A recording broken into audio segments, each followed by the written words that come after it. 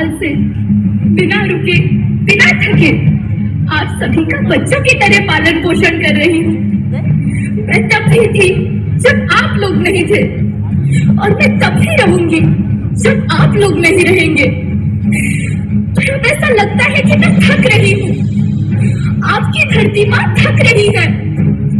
रसायनों का छिड़काव, रासायनिक खाद और इन सबके कारण पानी एवं हवा में जहरीलापन, यही कारण है कि मैं थक रही हूँ। क्या आप जानते हैं कि इन रसायनों के जहरीलेपन से मेरी मिट्टी वैसे ही चलती है जैसे आपके शरीर पर कोई तेजाब डाल दे। लगता है मेरे बच्चों को मेरे दुख का अंदाजा नहीं है। मेरी मिट्टी बंजर हो रही है।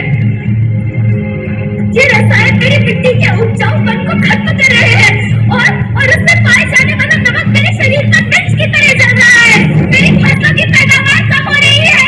मैं धीरे धीरे और थक रही हूँ।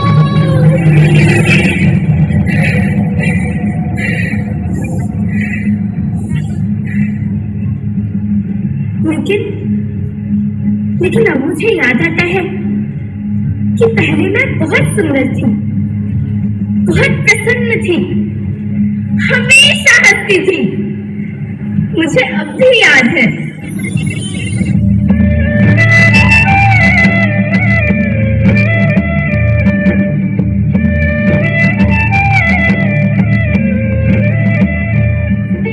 मैं तुम्हारी माँ सुंदर क्यों ना होती, मुझे तो सुंदर होना ही था, क्योंकि बीते जमाने में आप मेरे बच्चे ही तो अपनी माँ के रखवाले थे।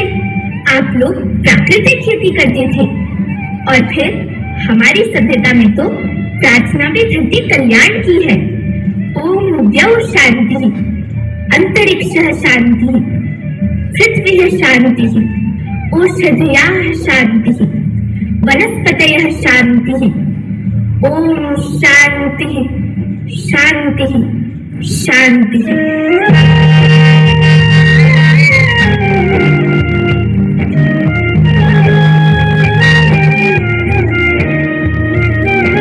नदियाँ जंगल झरने पर्वत रखना इन्हें संवार के, इनको ढूंढा तुम न बचोगे धरती कहे पुकार के।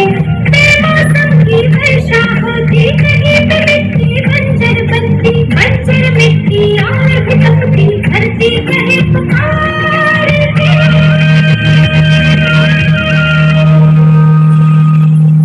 हजारों साल से मनुष्य धरती की गोद में रहता आया है, लेकिन आज मैं आपसे पूछती हूँ कि आपने इसके बदले धरती माँ को क्या दिया? ये जहरीले रसायन और प्राकृतिक खाद जो मिट्टी को बंजर कर रहे हैं, उर्वरकता को बर्बाद कर रहे हैं। आप अच्छी पैदावार के लालच में जो रासायनिक खाद अपने खेतों में डाल रहे हैं, वो अभी तो लाभ देगी, लेकिन लंबे समय में उसी रासायनिक खाद का नुकसान भी है। रासायनिक खाद जहर समान है, और तो और फसलों में पानी की खपत भी बढ़ रही है, जिससे खेती की लागत बढ़ रही है और पानी का स्तर जमीन से काफी नीचे जा रहा है।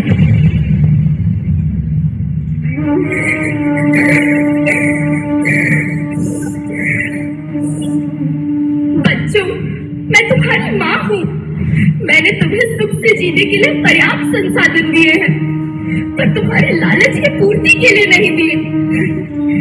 ऐसा लगता है कि थोड़ी सी अधिक पैदावार और अपने लालच के लिए आप सब अपनी अगली पीढ़ी, अपने बच्चे के भविष्य के बारे में सोचना भूल गए हैं। सोचो, क्या तुम अपने बच्चों को ऐसे खेत देना चाहते हो जो बंजर हो?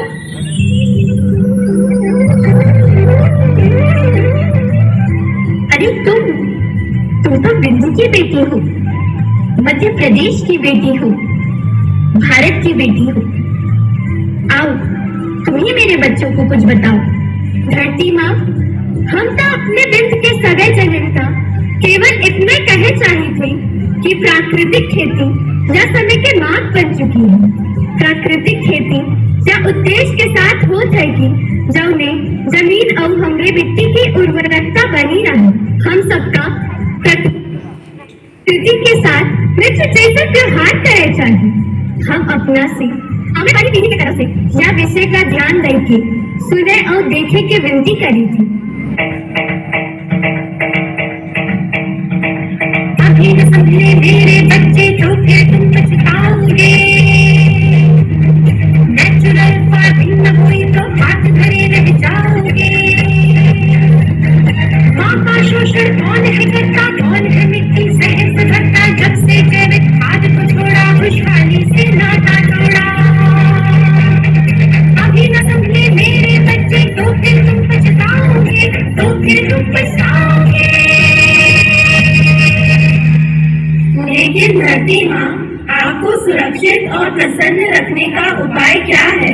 एक ही उपाय है, धरती एक, परिवार एक, भविष्य एक। इस मूल मंत्र को आत्मसात कर लो। प्राकृतिक संसाधन को बचाओ, प्राकृतिक खेती को अपनाओ और परंपरागत देसी पद्धति से जैसे गो आधारित उत्पाद, जीवामृत, बीजामृत, पंचगव्य, गोमूत्र छाछ का उपयोग करो ताकि मिट्टी की उत्पादकता बनी रहे। याद रखना, मैं माटी हूँ, माँ होना मेरे नाम में बसा है। पोषण करने के लिए ही मैंने जन्म लिया है। करोड़ों सालों तक धरती पर सांसों की डोर आगे बढ़ाई। पेट भरा जब सबका, तभी मैंने संतुष्टि पाई। वो माँ हूँ मैं सबकी, जिसने जन्म न देकर भी जीवन संभव बनाया। अन्नदाता मेरे पुत्र किसान, तुमने ही तो इसमें मेरा साथ निभाया। दिन रात सींच पसीने से मुझको हर मुंह तक रोटी पहुंचाई। जब तुमने माथे मुझे लगाया, मैं हरियाली बनकर मुस्काई। मिट्टी बंजर होने से या धरती के नुकसान से किसी